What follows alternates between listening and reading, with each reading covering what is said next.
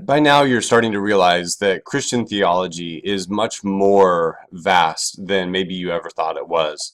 Not only do Christians have a lot of deep and profound theological reflection about God, about the world, but one of the main things that they really talk about is humanity. What does it mean to be human? Is there a problem with humanity? In order to really talk about the significance of Jesus and to talk about salvation, we have to actually dive into what Christians say about the human being. Now, let me preface this by talking about something we said in the Doctrine of Creation, and that is that Christians necessarily assert that human beings are created in the image of God. Now, this does not mean that God looks like a man or a woman. No, Christians and Jews and Muslims argue that God is spirit. God is not embodied in like a physical form, like the grandpa we normally think of God as. Uh, but Christians say that humans and Jews alike say that humans are created in God's image. There's something that we reflect, something about God that human beings reflect. And so in this lecture, I wanted to talk about what does it mean to be human? Uh, Here again, I'm going to try to consolidate what the Christian tradition says about humanity in a way that we can understand it and try to use this as a diving board to get into the deeper discussion. So a couple of things. First, what does it mean to be human? This is really what we're going to be talking about here. Um, as I just said, Christians say that humans were created in the Imago Dei, in the image of God. So we reflect the divine image. Now, notice here I say we can reflect the divine image. Um, Christians, human beings, for Christians, human beings have the opportunity, have the will to reflect the divine image. If you would have lived in ancient Rome, you likely never would have seen the emperor. The emperor, I mean, the Roman Empire was so vast, you likely wouldn't have seen the emperor unless you were in like the higher echelons of the political elite. But you would have seen an image of him. Okay, you would have, no doubt, you would have seen an image of the emperor because several times, or the Roman Empire would put busts, would put images of the emperor all around the empire. And those people or those images were reflection of the emperor. In the same way, Christians assert that God has put reflections of God's image. And so when people participate in what Christians are going to call like the kingdom actions, the actions of love, of acceptance, of forgiveness, of mercy, of striving for social justice. It's in moments like that that one might really start to see a glimpse of the image of God. And so you'll need to remember these couple of points at the very beginning. So therefore, what we say about God is going to be very similar to what we say about humanity. But let me make a very kind of critical point here. It is very easy in societies to make God in our image. Okay, it is very easy in societies to make God look like us. Now, that is not what we are going to try to do. In order to really get at a deep analysis of God, we need to look through the scriptures. We need to look through the tradition and understand how God is understood. And at the same time, we need to remember that humans are made in God's image. And we need to really warn ourselves of the temptation to make God in our image. So remember, if you will, with me, that one of the first things that we said about God is that God is a mysterious, dynamic, personal agent. And we're going to say essentially the same thing about human beings. Human beings are personal agents. There is really this personhood to us. So we are not simply a succession of events. We are not, like I wake up, I go on a run, I eat breakfast, I drink coffee, I go to work, I work, I go home, we make dinner, go to bed. I am more than a succession of events. There is a personhood about me. There's a personhood about you. And what's interesting is we change over time. We develop over time. It's my hope that by now, at this point of the class, some of the things that you've thought have now started to shift, have changed, have deepened a little bit.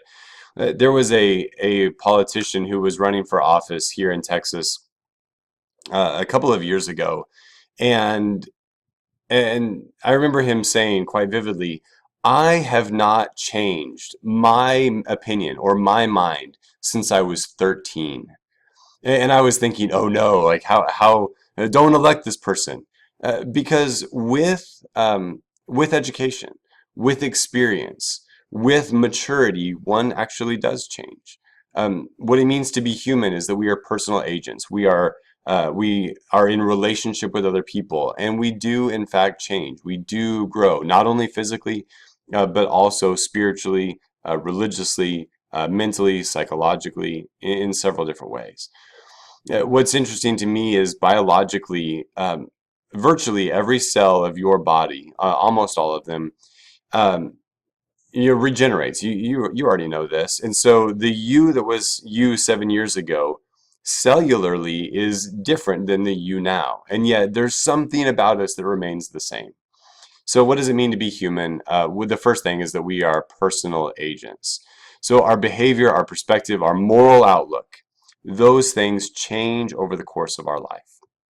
I'm recording this a couple of weeks before my wife is going to deliver our first baby. And it's been so fascinating watching, my wife change, if you will. That when she first started to show, we were thinking, oh man, you're so pregnant. But she really wasn't. Now that she's 9 months pregnant, there is definitely a baby in there, and it's going to be really fun watching that baby grow, develop, and change over time. Uh, so down here, I say that we are not just chemistry. We are not just um, physiology, but we are rather dynamic. We are personal agents. We change, we grow. So the next thing, what does it mean to be human? Well, we are conscious and we are self-reflective. One of the traits, one of the virtues that I really admire in a lot of people is the ability to self-reflect. Do you ever leave a situation and you and think to yourself, I really wonder how I came across in this situation? We have the ability to think thoughtfully about who we are, about what we are becoming. Now, we possess some degree, maybe a greater degree of intellectual awareness. Whenever I'm in a social situation, I can think, how am I presenting myself? How am I presenting my beliefs, my actions in this? Am I being really who I want to be? So we possess some sort of intellectual awareness. We can think, we can reflect. And at times, and I'll tell you what I mean by this, we can transcend the very event that is happening. Have you ever been, playing a sport or an instrument or sitting in a class or doing something, and then you kind of are able to remove yourself from that situation and view yourself from afar? I remember I was giving a sermon at a big church over in Dallas, and halfway through the sermon, I started to think of myself giving the sermon. In a sense, I remember thinking, I wonder what it's like to see myself from the perspective of the balcony. We have the ability to transcend even the very event that we are experiencing right now. So we are self-reflective, maybe not enough. We can really consider and reflect and think about who we are and who we are becoming. And I wonder, is my dog able to do this? Yesterday, she decided to go to the bathroom in the house, and when I was in there cleaning it up, she would not come anywhere close to the room. Now, she probably felt a little bit of guilt or shame or whatnot, but I don't think that she is able to self-reflect. I don't think that whenever we are walking and we see a dog and she just flips out, she gets back home and she's laying on her bed and she's thinking, man, maybe I really shouldn't do that. So one of the things that sets humans apart is we have the ability to be self-reflective agents. The next thing, we are embodied. We actually have bodies. We are from the earth, and someday we give our bodies back to the earth. If you remember in the second creation narrative, human beings are created out of dust. In other words, in the Hebrew, the word is there, we're created out of ground. And if you are a part of the high church tradition in the Episcopal Church, Catholic Church, Methodist, Lutheran, others, now on Ash Wednesday, whenever the priest puts ashes on your forehead, the priest says, "Remember that thou art dust, and to dust thou shalt return." Yeah, in other words, we are embodied agents. That bodies are very important in Christianity. And why is that? Well, it's because actually God became a human. God embodied God's self in the person of Jesus. Yeah, this sets Christianity apart from virtually every other religion. That God actually shows up in bodily form. And this is going to be a very important theme as we start moving into why Jesus was significant, what is going to be known as a Christology, a doctrine of Jesus, and then also a doctrine of salvation. So bodies are important here. I remember growing up in my church, we would go on mission trips and we would only focus on the soul. We would only focus and say, you need to get your soul saved. But Christianity is not necessarily a dualistic religion of bodies down here and souls up here. But the entire self is important in Christianity. And so, therefore, bodies are important. So, if you've ever gone on a mission trip, if you've ever done community service, what you're really doing in caring for someone's body, you are actually perpetuating, you are growing the kingdom of God, because in Christianity, bodies are very important. Bodies are to be respected, are to be cared for. So I even say down here, remember that Christians are not dualists. Embodiment is a good thing. Bodies are important. We are supposed to care for bodies. The next thing that Christians say about the human being is that we are cognitive agents.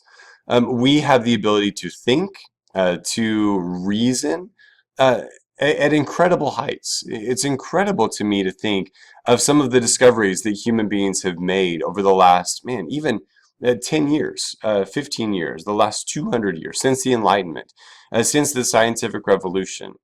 Some of the intellectual ability that we see in ancient philosophy. Humans are cognitive agents. We have an extraordinary capacity to think, to create, and to imagine. If you know me by now, you know I really enjoy science. It's incredible to me what human beings can do with technology, with biological science, what surgeons can do. Oh my goodness. We have the deep, profound sense to think. This is why, one of the reasons, why Christianity embodies and embraces reason. Christianity in its best form is not an anti-intellectual endeavor, but rather it is a religion that embodies reason, reason as a God-given gift to human beings. The next thing, what it means to be human, is that we are moral agents. We actually perform actions and activities. So I've mentioned this in other videos. If somebody drinks and gets behind a wheel and drives, they are performing that act. Okay, human beings are moral agents. That individual is choosing to do something. And so, aside from some very interesting or very, very difficult mental issues, we are held accountable for what we do. Okay, we are held accountable for what we do. We operate individually and also as communities. So if a community acts immorally, that community is held accountable as well. Now, I don't know if my dog is really held accountable for her moral actions, but I know that human beings are. Okay, we are profoundly moral agents. Now, you need to understand here that there's been a long discussion in philosophy and theology. Where does morality come from? The great philosopher Aristotle asked the question, is it right because God commanded it, or did God command it because it's right? In other words, does right and wrong, does morality come from religion, or is religion just another way of interpreting something that you and I know to be true? So I remember several people in my teenage years thought that people who are not religious were not moral.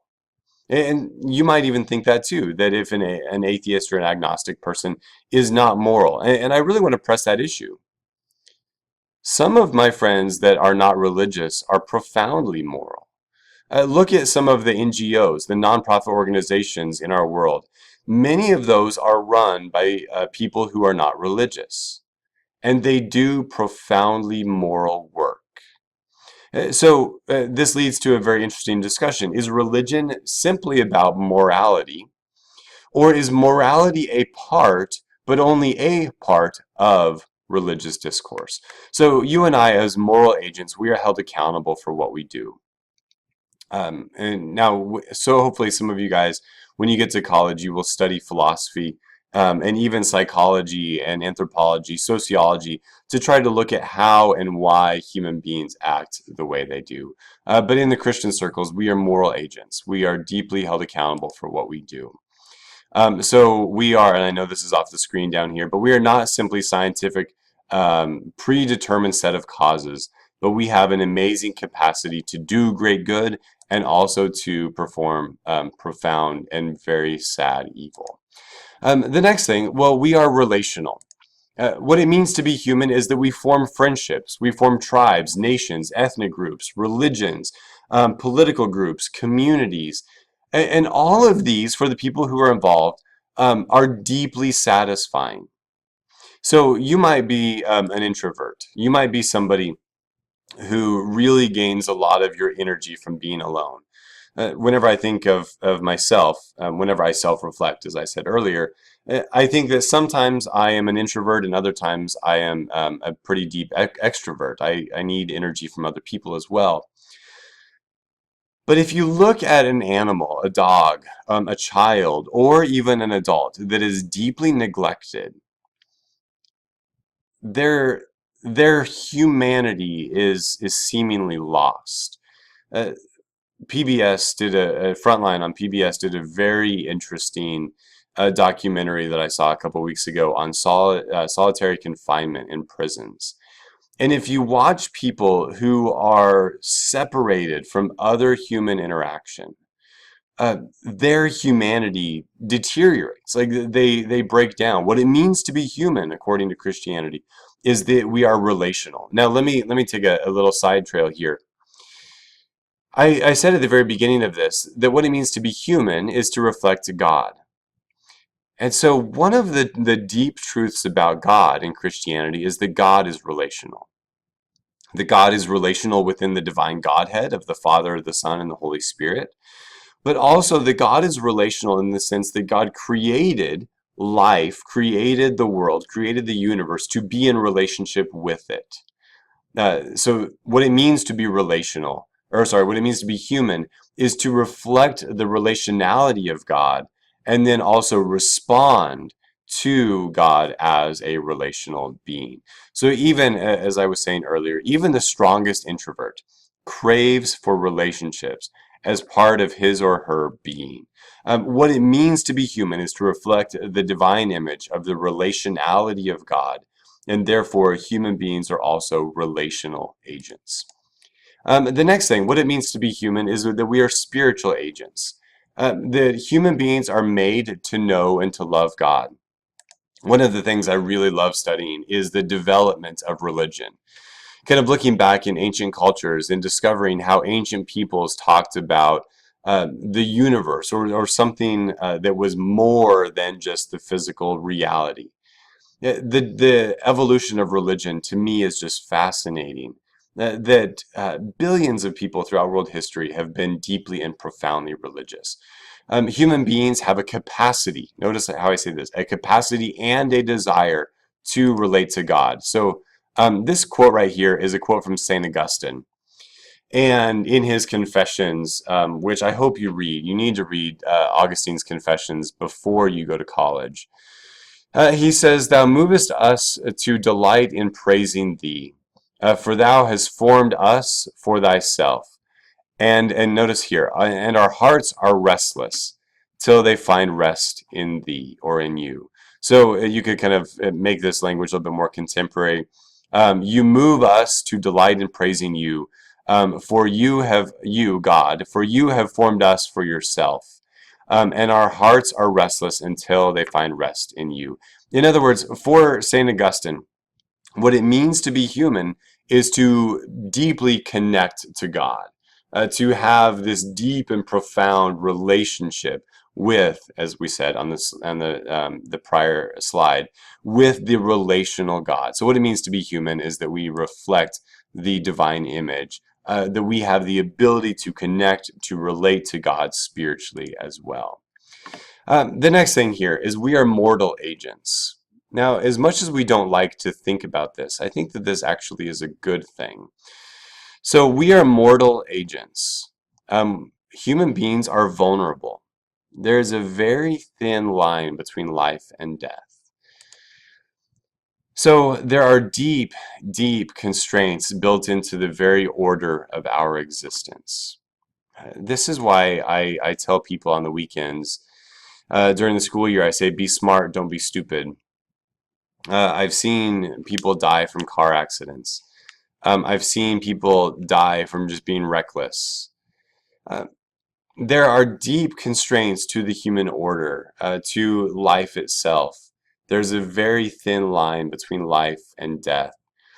And what's very interesting is that we have no control over a host of matters.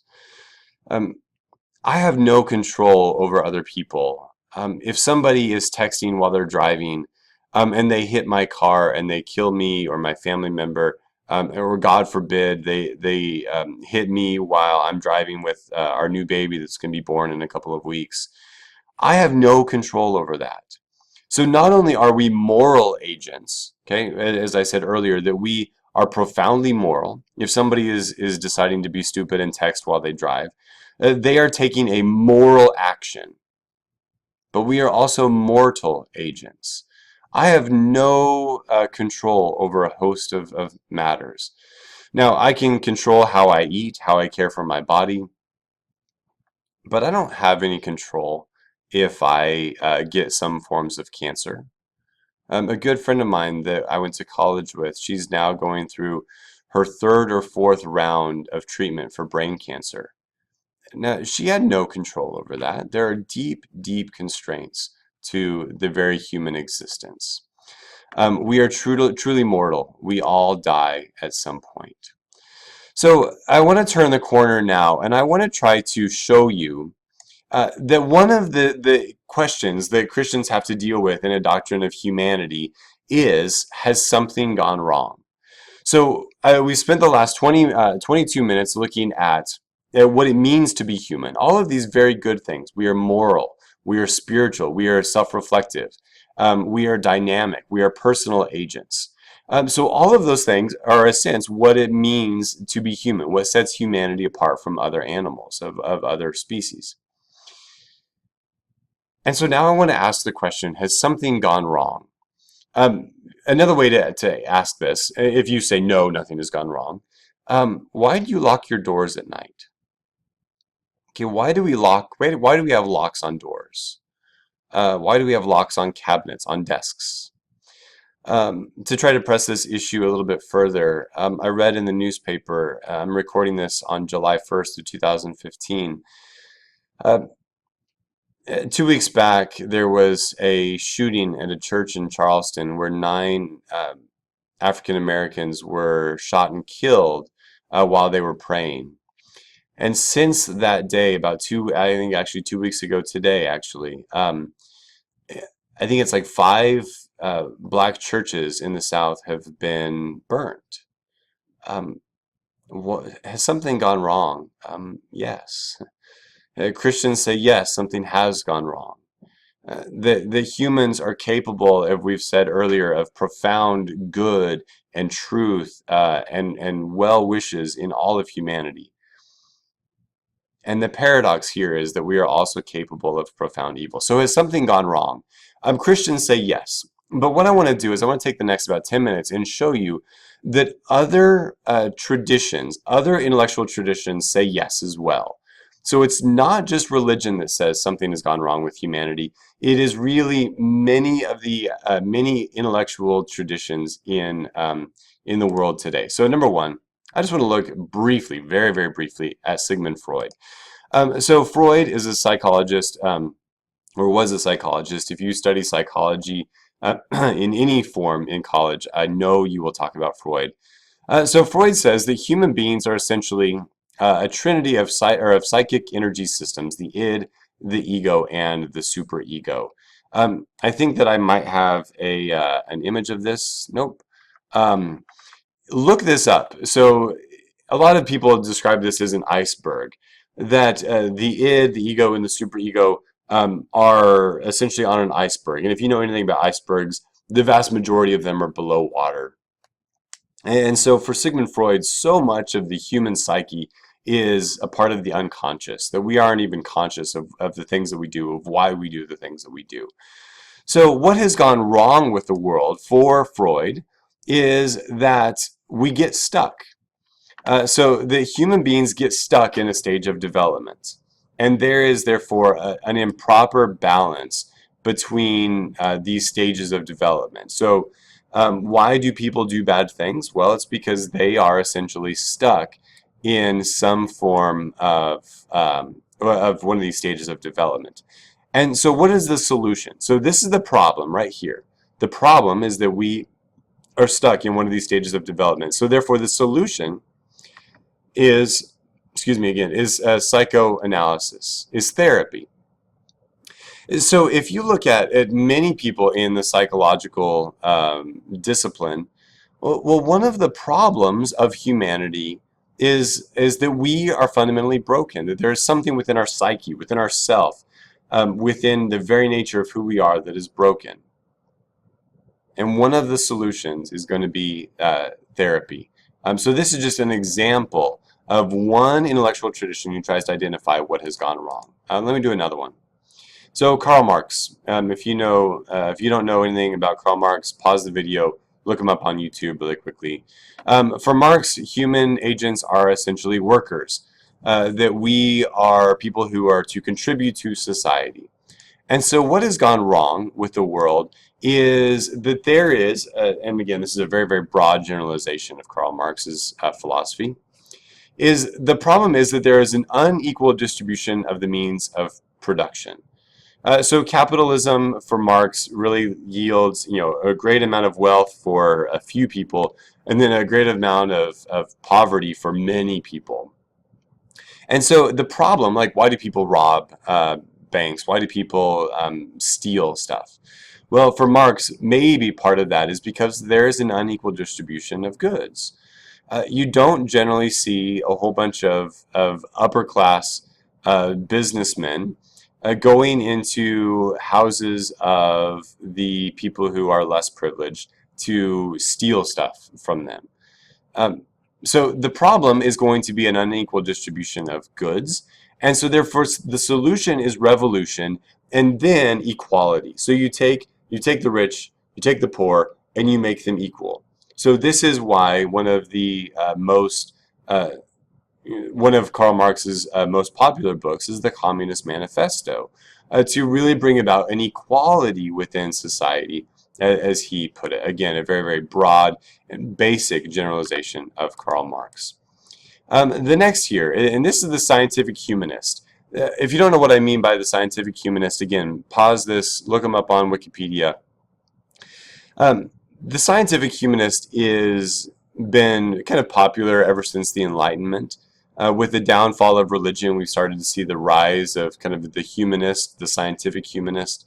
And this is also what I would argue is kind of the popular new atheism that we see in Dawkins and Hitchens and a few others of the modern atheist movement.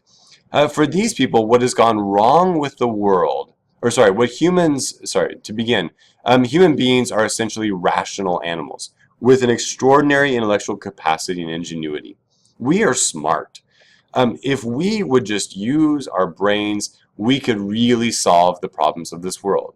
If we had an educated workforce, if we had people who were smart, who could think, who could reason, then we could really solve the problems of the world. Now, the problem, though, is ignorance. The problem for many of the humanists is stupidity. Is just that there are people who are driven by their emotions, by their drives, rather than by intellectual reason. And so therefore the solution. So if this is what it means to be human, if this is the problem, ignorance, stupidity, then the solution, what is it? Think about it. The solution is going to be education, is science, sociology, politics. If we just used our brains, if we were educated, if we were smart, then we could solve all the problems of this world. So notice what I do not have here. What is lacking here for many of the scientific humanists is religion. In my childhood, religion was not deemed an intellectual venture. I hope that I have been able to show you that religion is an intellectual venture, that the discipline of theology requires the deepest and the most difficult intellectual work that you ever do. But for some people, religion is just an emotional event. And so therefore, because of that, because for some people religion is just an emotional event, the scientific humanist does not see it as a solution to the problem. So let me do one more. The American megachurch. So there are huge churches throughout not only America, throughout many parts of the world. Now, what it means to be human is that you are a good American, that you participate in the American dream. Now, the problem, though, for many churches, and this was my experience growing up, is low self-esteem.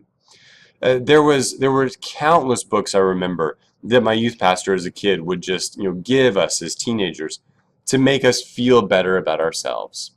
So for many pastors, the problem is just low self-esteem. I mean, again, these are all broad generalizations, so please don't quote me in saying that all churches think that the problem with humanity is low self-esteem. No, this is just kind of one little niche of the American religious marketplace, and so therefore the solution that I experienced growing up was sermons to make me feel good about myself.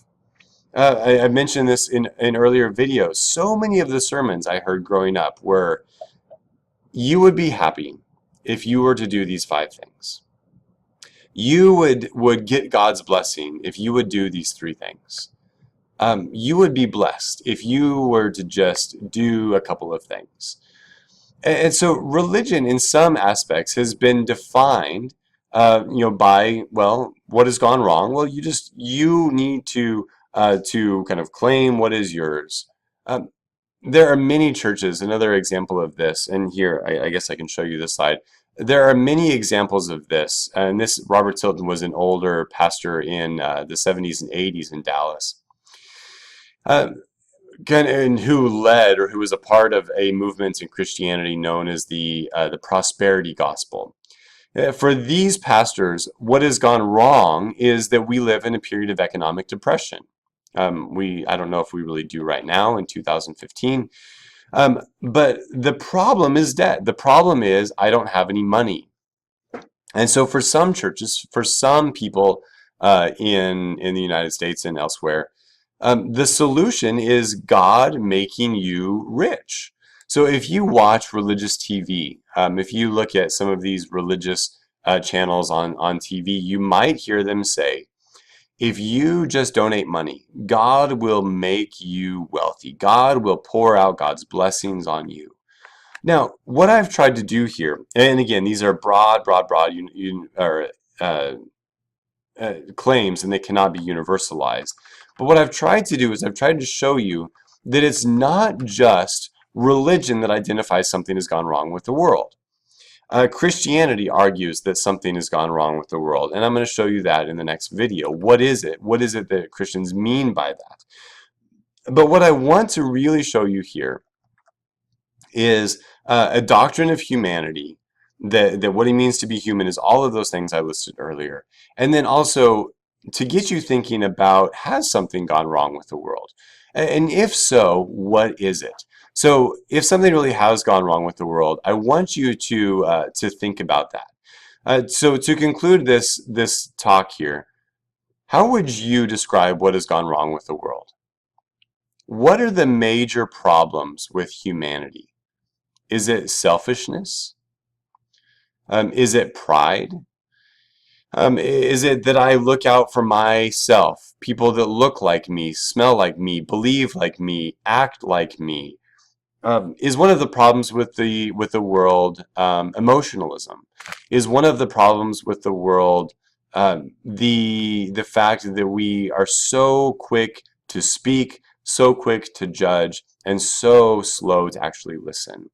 So, in conclusion, here we've talked about what does it mean to be human, and we've also talked about the wide variety of disciplines that identify that something has in fact gone wrong with humanity. So I want you, as I finish this video, to think to yourself, well, what has gone wrong? Why do we lock our doors at night? Why are we suspicious of other people? Why is it that people don't want to walk or drive through certain neighborhoods? And let me give you a little bit of a warning here. Don't just think about others. Okay, it's really easy at some of this stuff to say, well, something has gone wrong with them and not me. But what has gone wrong with us? Has something really gone awry with humanity? One cheesy example, and then I'll end this. Last night I was working in the nursery, getting everything ready for our new baby, and my wife was just tired. It had been a long day, and so she turned on Netflix and she watched Mean Girls. And if you've seen Mean Girls, you know at the very end, after kind of the book has been disclosed, and I even forget what the book is called, but it's the hate book or whatever it is. All of the junior girls, they get together, and the teacher says, how many of you guys, close your eyes, how many of you guys have ever had anybody talk bad about you? And like they all raise their hand. And then she asks the question, now how many of you guys have actually talked bad about somebody else? And a little bit more slowly this time, but they all too again raise their hand. So let me try to warn you from not thinking that it's just about other people. They are bad. They are the problem. They are what's wrong with the world. But it's something innate with humanity. And we're going to turn in the next video to a discussion on sin. Because what Christians say has gone wrong with the world is sin has entered into the world. So what is it that we mean by that? And that's what we will be discussing later on.